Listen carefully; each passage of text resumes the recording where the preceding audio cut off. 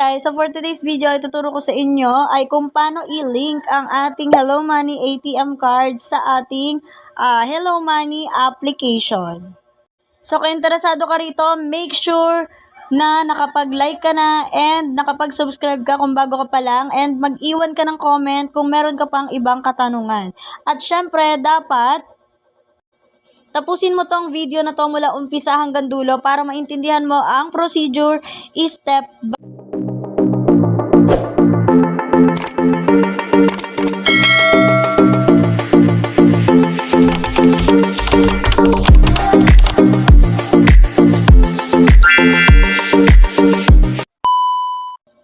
Okay, open mo muna ang iyong Hello Money application and make sure pala na meron na po kayong ATM card or nakakuha na kayo ng ATM card ng ating Hello Money. So kung wala pa kayong ATM, make sure na nakakuha ka na. Meron tayong video dyan, panoorin mo na lang para malaman mo kung paano kumuha ng ATM card sa Hello Money doon sa EUB. Ayan, may video dyan sa dulo ng video natin na to. Okay, after mong ang iyong Hello Money app, click mo na tong Manage Card. And then ito yung lalabas. So ATM Virtual Mastercard. Tapos dito merong nakalagay Link Hello Money ATM Card. Okay? So ayan, kung nakikita nyo, black pa yung ating status. Okay? Click mo tong link Hello Money ATM Card and make sure nasa ATM nakatapat na hindi sa Virtual Mastercard. Okay, pagka-click mo nun, lalabas na tong card number at saka yung expiry. Okay, yung expiration ng card mo, nandoon yan makikita. Ayan, iaano ko na lang sa ating screen, i-flash ko na lang. So, dyan yung makikita yung inyong card number at saka yung expiration date. Tapos, itong nominate PIN, ayan, umisip ka na lang ng PIN code. Okay, umisip ka ng PIN code na gusto mo, ikaw na yung bahala decision or decide doon, okay? And then, i-click mo na yung continue pag natapos mo nang i-fill lahat yan. Pag na-fill up mo na lahat yan, i-click mo na yung continue.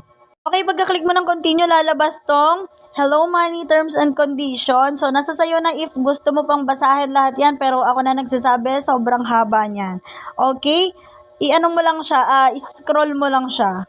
At ayan, pag nakarating na sa dulo, click mo na lang tong I agree. After mong i-click ang I agree, lalabas tong enter your password. Okay? Enter mo daw yung password mo doon sa Hello Money application mo. So, pagka-enter mo yan, i-click mo lang po yung submit. And ayan, okay na yung ating ATM card na link na daw. So, success. Diba? At sunod niyan, minsan merong lumalabas dyan na no card available. Okay lang yun. I-back nyo lang po pag merong lumabas na no card available. Ibig sabihin nun wala daw available na ATM card. Pero at least, na-i-bind mo na yung iyong ATM card or na-i-link mo na. Click mo na lang yung done. After nyan, makikita mo na nga dito sa iyong status ng ATM card na na-link na yung iyong card. So, nakalagay na is active. So, ayun lang, ganun lang kadali mag-link ng ATM card ng Hello Money dito sa ating Hello Money app. Okay? So, kung bago ka pa lang din, gusto mong kumuha ng Hello Money card or ATM card, make sure na nakagawa ka na muna ng account.